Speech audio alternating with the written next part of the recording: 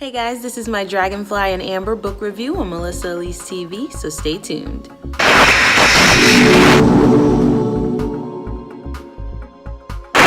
What's up everyone, I'm Melissa ELISE and you're watching Melissa ELISE TV. Welcome to week 2 of book club for Dragonfly in Amber. If you're wondering what happened to week 1, it is included in the week 4 video for my Outlander review, so check that out first if you haven't. Otherwise, let's jump in.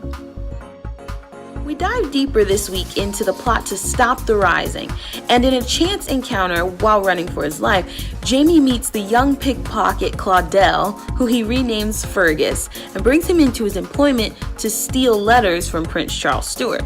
Fergus does prove helpful, but the information he's able to get is somewhat inconclusive, as exiled King James is really only interested in his son solidifying himself in France. Charles, on the other hand, is seeking support from bankers to finance his rising, but any success he's having is hidden from Jamie. Even though he spends most of his time with Charles, Charles only really talks about his affair with Louise de la Tour. But part of me thought that they could have used the information about Louise carrying Charles's child to disgrace Charles.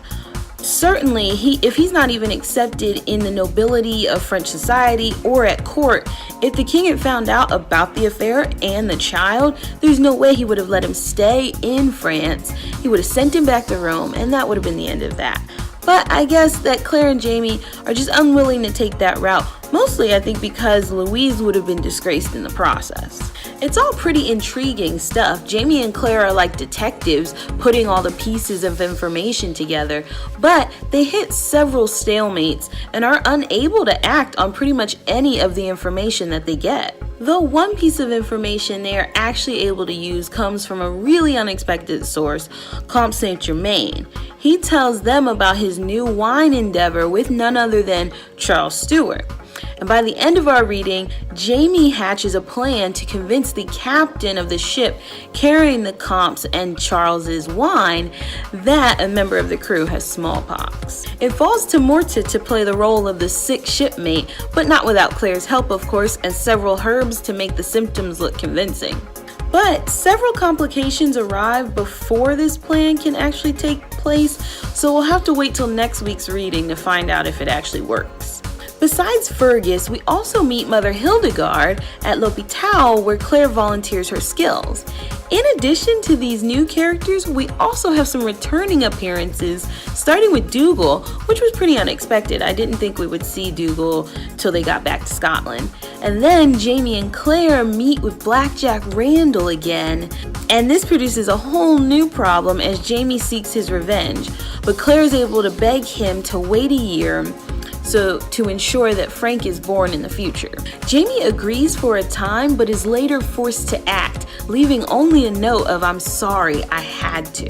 This brings me to what I really want to talk about this week, Claire. I haven't spent much time talking about Claire, I guess because it's a given that she's the focal point of the story, she's the prominent narrator and point of view the story's told through, and of course she's a great character. However, for the first time, I felt really bad for her this week.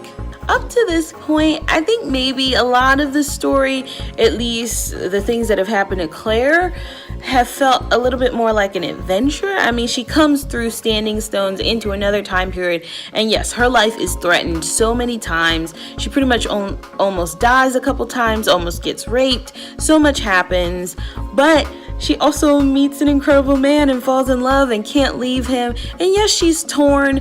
I think a lot of what Claire goes through is internal turmoil, but in the last couple chapters, she goes through a lot of physical danger and pain and suffering, and it just left me feeling so bad for her.